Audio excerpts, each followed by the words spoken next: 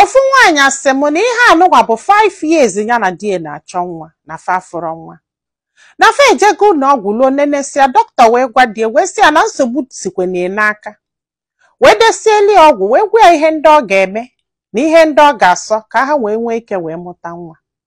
Ụbọchị afọ dọkịta kwuru ihe anụwa na die gbagolu dọkịta wee na-akwụ ya si ya na ọ bụrụ ezigbo mmadụ, si ya nwoke ibie ka ọ nọkọta sị na ọnyanwa bụ nsogbu ejire wee mụta nwa. Na ya bụ odogwu n'ike nke a na-akwụ ọtọ mgbe ọbụla na-aba na iwe welu dị ebosi afọ na ombe ketere na ndụ ya believe na a ga-anọkọta si na nwoke ka o si n'aka na amụtara nwa n'ezinụlọ. Na ya ma ụmụ agbọghọbịa na-enye atụbala ime mgbe ya na-ekogheli mgbe ya ka nọrọ nwaanyị si nyanwụ nwunye enye ekwuterikwe na-ekwute ya nwa na nwa kwutie ekwute ya chọrọ iji ntị anụ ya. Si ọkwana ya fa wee si n'ụlọ ọgwụ wee nata onye nya kọlọ si anya gbakwulu Chukwu. Ọkwana anya wee tie anya na mmiri wee fụ ụka nke dị ya mma wee bido wee jebe ụka chilikpele wụọ n'ala na-ekpelu Chukwu. Si ọkwana olu ofu mbọsị pastọ wee si akedu die ya si ya na ọ na-akwa na-abịa ụka wee si anya kpọlụ die bịa ya wee si ya na ọ ma nkwe o wee si ya na ya ga-enye ekpele ọ ga-ekpe okpesi ekpele afọ na die ga-ekwe sole bịa. Pastọ wee nye ekpele ya wee kpesi ekpele die wee lụọ nnọọ wonde si na ya chọọ isi eje ụka wee sole ya wee bịa wee bata na dọọ n'ụka.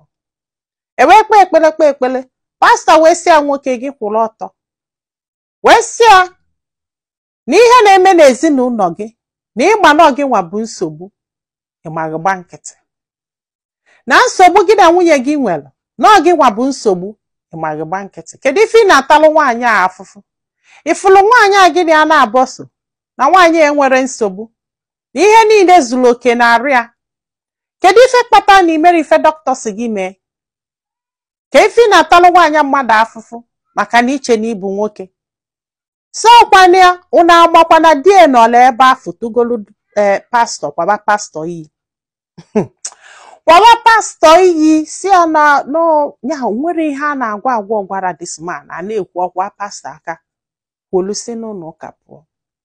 Ihe nke a wee gwụ ya ike ya nọla ebe afọ na-ebe akwa na ụdị iru this man mechuru ya na ọbụgodo imechue iru sef nọ ịmakwuwelu pastọ ọgụ si na ya na nwunye ya akpasigo wee bịa ịgwazi ya ife a ga-eme. Ya begidela akwa n'ụlọ ụka ochifoda de maka na ya narozi na be die ya wee lụọ echie niile wee naba wee naluo die wee si ọmala ebe o si ya garịba nyechekwa na egwuregwu o si ọmala ebe o si ya garịba. Ọkwana ya wee ji nwayọ wee buru ngwongwo ya wee na-be nne ya wee lụọ wee kọsịala papa ya na mama ya. Mama ya wee si oke n'isire n'ọfịa pụta gị nọlụ be nna gị. After 2 days nwoke nwa aganatakwa bịa sekpụla na yọbịa si anyị adụ sorry na ọka ọ nataba na ọka ome nna na ọka ome ibie na ihe niile pastọ kwuru na ya anụgo na ọkwa n'iwe na ihe niile dọkịta si ya mee na ya ga-emezi ekịta na ọkwa n'iwu. Mana igwu na eziokwu ya tago nya bụ afụfụ for almost 6 years na ya chọrọzi n'eziokwu na ihe ahụ o kwuru abalị ya obi not just out of anger. Mana ka anọ be nne ya ka anọ wee chee echiche n'ime obi na ya na-eche na nwoke amala ifefe ejire wee mụta nwa andị na ihe anwa ha ejire wee mụta nwa miri emi na ọ chọrọ egwu ya na ọkwa ife a na-elo mana ya chọ ka amala ife ndị mmadụ lo. Nwanne m kedu ife ilo?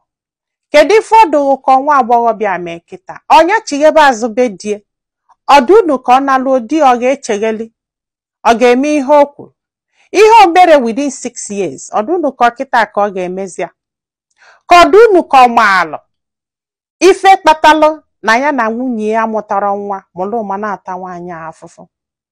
Ọ bụrụ na ị ga-esi ozi a gwa anyị ife ilo na comment section manyekwazala anyị aka tụso ozi a ka olu ndị ọzọ ntị. Ndị be anyị daalụnụ ka ọ dị n'ụbọchị ọzọ.